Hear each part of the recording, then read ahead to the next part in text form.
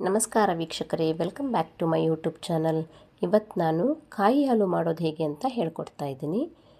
ನೀವಿನ್ನೂ ನನ್ನ ಚಾನಲ್ನ ಸಬ್ಸ್ಕ್ರೈಬ್ ಮಾಡ್ಕೊಂಡಿಲ್ಲ ಅಂದರೆ ಇವಾಗಲೇ ಸಬ್ಸ್ಕ್ರೈಬ್ ಮಾಡ್ಕೊಳ್ಳಿ. ಪಕ್ಕದಲ್ಲಿರುವ ಬೆಲ್ ಐಕನ್ನು ಕೂಡ ಪ್ರೆಸ್ ಮಾಡಿ. ನಾನು ಹಾಕುವಂಥ ನೆಕ್ಸ್ಟ್ ವಿಡಿಯೋಗಳ ನೋಟಿಫಿಕೇಷನ್ ನಿಮಗೆ ಸಿಗುತ್ತೆ.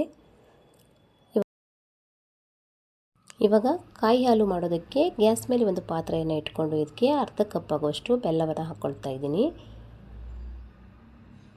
ಇದೇ ಸೇಮ್ ಕಪ್ನಲ್ಲಿ 1 ಕಪ್ ಆಗುವಷ್ಟು ನೀರನ್ನು ಕೂಡ ಹಾಕ್ಕೊಳ್ತಾ ಇದ್ದೀನಿ. ಇದರಲ್ಲಿ ಒಂದು 3ರಿಂದ 4 ಜನರಿಗೆ ಮಾಡ್ಕೊಳ್ಬೋದು. ಅರ್ಧ ಕಪ್ ಬೆಲ್ಲ ಮತ್ತು 1 ಕಪ್ ನೀರಿನಲ್ಲಿ ಗ್ಯಾಸನ್ನು ಆನ್ ಮಾಡಿಕೊಂಡು ಇದನ್ನು ಒಂದು ಕುದಿ ಬರ್ಸ್ಕೊಳ್ತಾ ಇದ್ದೀನಿ ಅಷ್ಟೇ. ಇದನ್ನು ಪಾಕ ಮಾಡ್ಕೊಳ್ಬಾರ್ದು, ಜಸ್ಟ್ ಬೆಲ್ಲ ಕರಗೋದಕ್ಕೋಸ್ಕರ ಇದನ್ನು ಕುದಿ ಬರ್ಸ್ಕೊಳ್ತಾ ಇದ್ದೀನಿ. ನಿಮ್ಮ ಹತ್ರ ನೀರು ಬೆಲ್ಲ ಇದೆ ಅಂದರೆ ಅದನ್ನೇ ಯೂಸ್ ಮಾಡ್ಬೋದು. ಇದು ಈ ಥರ ಕುದಿ ಬಂದಿದ ಮೇಲೆ ಇದನ್ನು ತೆಗಿತಾ ಇದ್ದೀನಿ. ನಂತರ ಇದೇ ಗ್ಯಾಸ್ ಮೇಲೆ ಒಗ್ಗರಣೆ ಪಾತ್ರೆಯನ್ನು ಇಟ್ಕೊಂಡು ಇದಕ್ಕೆ 1 ಸ್ಪೂನ್ ಆಗುವಷ್ಟು ಗಸಗಸೆಯನ್ನು ಫ್ರೈ ಮಾಡಿ ಇಟ್ಕೊಳ್ತಾ ಇದ್ದೀನಿ. ಇದು ಫ್ರೈ ಆಗಿದ ಮೇಲೆ ಮಿಕ್ಸಿ ಜಾರನ್ನ ತೆಗೆದುಕೊಂಡು ಇದಕ್ಕೆ 1 ಕಪ್ ಆಗುವಷ್ಟು ಕಾಯಿ ತುರಿಯನ್ನು ಹಾಕ್ಕೊಳ್ತಾ ಇದ್ದೀನಿ. ಇದರ ಜೊತೆಯಲ್ಲಿ ಇದಕ್ಕೆ 2 ಏಲಕ್ಕಿಯನ್ನು ಸಿಪ್ಪೆ ತೆಗೆದು ಹಾಕ್ಕೊಳ್ತಾ ಇದ್ದೀನಿ. ಮತ್ತು ಫ್ರೈ ಮಾಡಿ ಇಟ್ಕೊಂಡಂಥ ಗಸಗಸೆಯನ್ನು ಕೂಡ ಆ್ಯಡ್ ಮಾಡ್ತಾ ಇದ್ದೀನಿ. ಇದರ ಜೊತೆಯಲ್ಲಿ ರುಬ್ಬೋದಕ್ಕೆ ಸ್ವಲ್ಪ ನೀರನ್ನು ಹಾಕ್ಕೊಂಡು ಇದನ್ನು ನೈಸಾಗಿ ರುಬ್ಬಿಟ್ಕೊಳ್ತಾ ಇದ್ದೀನಿ. ಇಷ್ಟು ನೈಸಾಗಿ ರುಬ್ಕೊಳ್ಬೇಕು.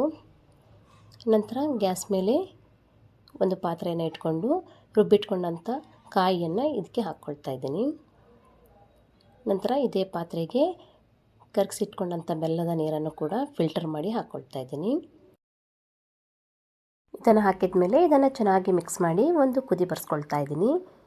ಕಾಯಿ ಹಾಲನ್ನು ಈ ಥರ ಕುದಿ ಬರ್ಸ್ಕೊಂಡು ಕೂಡ ಯೂಸ್ ಮಾಡ್ಬೋದು, ಇಲ್ಲಾಂದರೆ ಕಾಯಿ ರುಬ್ಬಿ ಡೈರೆಕ್ಟಾಗಿ ಬೆಲ್ಲವನ್ನು ಹಾಕ್ಕೊಂಡು ಕೂಡ ಯೂಸ್ ಮಾಡ್ಬೋದು.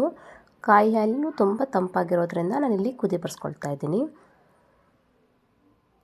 ಇದು ಈ ಥರ ಕುದಿ ಬಂದಿದ ಮೇಲೆ ಗ್ಯಾಸನ್ನು ಆಫ್ ಮಾಡಿ ಇದನ್ನು ಸರ್ವ್ ಮಾಡ್ಬೋದು. ಕಾಯಿ ಹಾಲನ್ನು ಶಾವಿಗೆ ಜೊತೆ ಇಲ್ಲಾಂದರೆ ಹಂಚಿನ ದೋಸೆಯ ಜೊತೆ ತಿನ್ನೋದಕ್ಕೆ ಚೆನ್ನಾಗಿರುತ್ತೆ. ತುಂಬ ಸಿಂಪಲ್ಲಾಗಿ ಮತ್ತು ಕಡಿಮೆ ಸಮಯದಲ್ಲಿ ಇದನ್ನು ಮಾಡ್ಬೋದು. ನಾನು ಹೇಳ್ಕೊಟ್ಟಿರುವಂಥ ಕಾಯಿ ಹಾಲು ರೆಸಿಪಿ ನಿಮಗೆ ಇಷ್ಟ ಆದರೆ ನೀವು ಕೂಡ ಈ ರೆಸಿಪಿಯನ್ನು ತಪ್ಪದೇ ಟ್ರೈ ಮಾಡಿ. ಹೇಗೆ ಬಂದಿದೆ ಅಂತ ನನಗೆ ಕಮೆಂಟ್ ಮಾಡಿ ತಿಳಿಸಿ.